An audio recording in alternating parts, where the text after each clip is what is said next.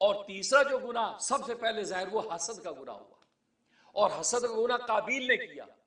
آدم علیہ السلام کا بیٹا قابیل اور حابیل دو بھائی ہیں، تو قابیل جو بڑے قاف کے ساتھ دو نقطوں والا قاف، وہ قابیل وہ قاتل ہے۔ بس وقت نام یاد نہیں رہتا کہ یار قاتل کون تھا، مقتول کون تھا۔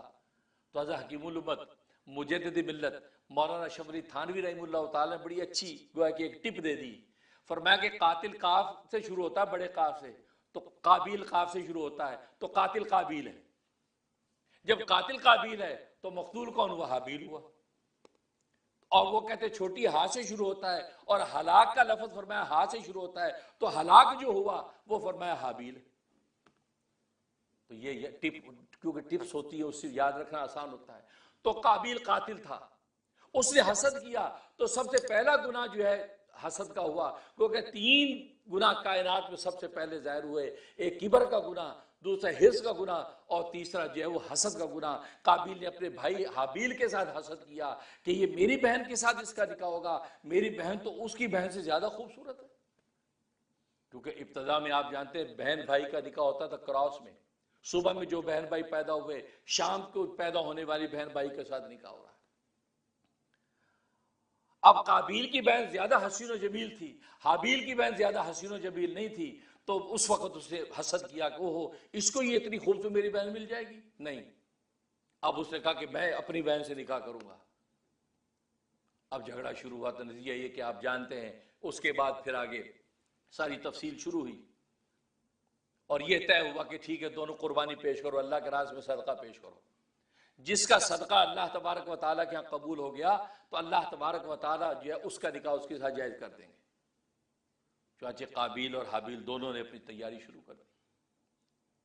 تو حابیل نے ایک مینڈا پالا، اس کو خوب کھلایا پلایا، فربا طاقت اور مضبوط کیا، پورا اچھا بھلا چنگا ہو گیا، اپنی عمر کو پہنچ گیا۔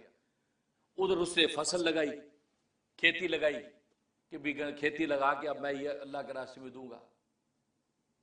اب وقت آ گیا کہ چلو بھی یہ پہاڑی کے اوپر اپنی قربانی رکھ دو۔ تو قابیل نے اپنی جا کے جو کھیتی رکھی وہ سڑی بسی ایسی چیزیں تھیں، وہ کوئی زیادہ اس نے شوق و ذوق کے ساتھ کچھ نہیں کیا، اور جا کے وہاں جو گزارا گٹھر رکھ دیا۔ اور اس وقت قبولیت صدقے کی ترتیب یہ ہوتی تھی کہ آسمان سے ایک آگ آتی تھی، اس کو جلا دیتی تھی، اس کو ہڑپ کر جاتی تھی، یہ اس کا مطلب ہے آپ کا صدقہ قبول ہو گیا۔ اب قابیل نے جب اپنا وہ رکھا تو وہ آگ نہیں آئی، آگ نے جلایا نہیں۔ حابیل نے جب جا کے اپنا دمبا رکھا، مینڈا رکھا، تو آسمان سے آ گیا اور اس کو اٹھا کے لے گئی، جلا دیا اس کو، تو گویا کہ وہ قبول ہوگی۔ تو آدم علیہ السلام نے فیصلہ کیا کہ اس کا مطلب یہ ہے کہ اللہ تبارک و تعالیٰ کا منشا یہی ہے کہ قابیل کا نکاح حابیل کی اس بہن کے ساتھ ہوگا، اور حابیل کا نکاح اس قابیل کی بہن کے ساتھ ہوگا۔ اس پر پھڈا ہو گیا، نہیں یہ نہیں ہو سکتا، مجھے تو اسی سے نکاح کرنا ہے۔ اور آپ جانتے ہیں کہ آج بھی دنیا میں بھی یہ سب چلتا ہے، عورت کے حسن و جمال پر فریفتہ ہو کر لوگ خونی رشتے بھول جاتے ہیں، بہن بھائی کے رشتے بھول جاتے ہیں، اس کے حسن و جمال پہ ایسے فریفتہ ہو کر سگے بھائیوں کا خون کر دیتے ہیں کہ نہیں نہیں اس کو کیوں، یہ مجھے ملے، رقیب کو قتل کرتے ہیں۔ انہوں نے یہ سوچا کہ بھئی میں قتل کروں گا، چنانچہ وہ تفصیلی واقعہ ہے، یہاں تک کہ قابیل نے حابیل کو قتل کیا، اور حابیل نے کہا کہ میں تو ہاتھ نہیں بڑھاؤں گا، اس لیے کہ بس میں تو اللہ کے سپرد معاملہ کرتا ہوں، لہذا قتل ہو گئے۔ اس لیے سب سے پہلا مقتول جو دنیا کے اندر ہوا وہ حابیل ہوا ہے۔ چنانچہ دنیا میں جتنے قیامت تک مقتول ہوں گے، ان مقتولوں کو جو اجر ملے گا اللہ تبارک و تعالیٰ اس سب کا اجر حابیل کو بھی عطا کریں گے، کہ اس نے اچھی سنت ظاہر کی، اس نے اپنے بھائی کے سامنے ہاتھ باندھ دیے اور سر نہیں اٹھایا، انہیں اس کو شہید کر دیا۔ کیونکہ ظاہر ہے کہ وہ لوگ ہیں کہ جو دنیا میں رہ کے آخرت کو دیکھتے ہیں، یہ ہمارے طرح ستی لوگ نہیں ہیں، وہ سوچتے کہ ارے یہاں مارے گئے تو پھر تو مارے گئے، پھر تو ختم ہو گیا سب کچھ، واویلا ہائے منتے ترلے پیر ہویا معاف کر دے، زندگی بخش دو۔ یہ کیا بخشے گا زندگی؟ وہ زندگی وہ بچانے والا ہے جو نہ ہاتھ جوڑنے سے کچھ نہیں ہونے کا، انہیں مارنا مار ہی دینا ہے۔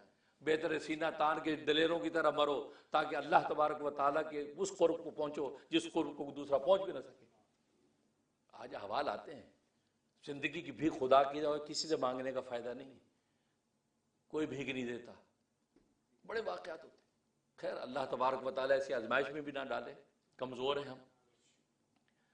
فرمایا کہ جو قاتل اب قیامت تک قتل کریں گے سب قاتلوں کا جو گناہ ان قاتلوں کی گردن پہ تو رہے گا، اس قابیل کی گردن پر بھی جائے گا.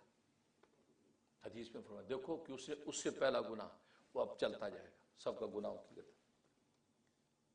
اور وہ جو مینڈا جو آسمانوں پر گیا تھا، یہ وہی مینڈا تھا جو اسماعیل ذبیح اللہ کو جب ذبح کیا گیا تو اللہ تبارک و تعالیٰ وہی مینڈا زمین پہ بھیجا، جس کو اس وقت اللہ تبارک و تعالیٰ قبول کر لیا تھا حابیل کی طرف سے.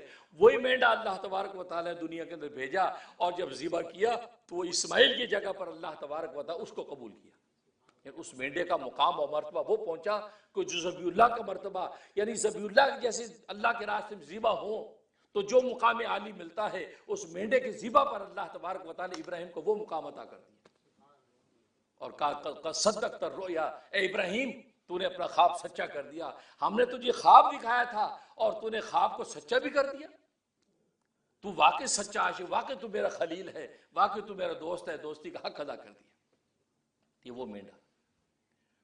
تو کہنے کا مقصد یہ ہے، تو یہ گناہ سب سے پہلے ہوئے. اب یہ گناہ آگے آگے ٹریول کرتے ہیں، نسلوں کے اندر چلتے ہیں.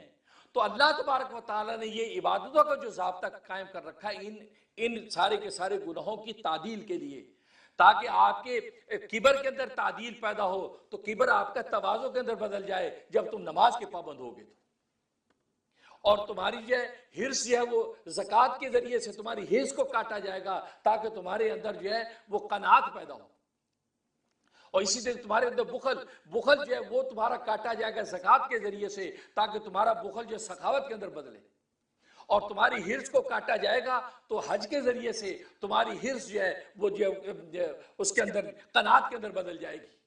اور روزے کے ذریعے تمہاری ریا کو کاٹا جائے گا، ریاکاری ٹوٹے گی، تمہارے اخلاص پیدا ہوگا. تو وہ کہ چار رذائل جو ہے وہ فضائل کے اندر بدل جائیں گے جب انسان ان چاروں کو چاری عبادتوں کو پورا کرتا ہے.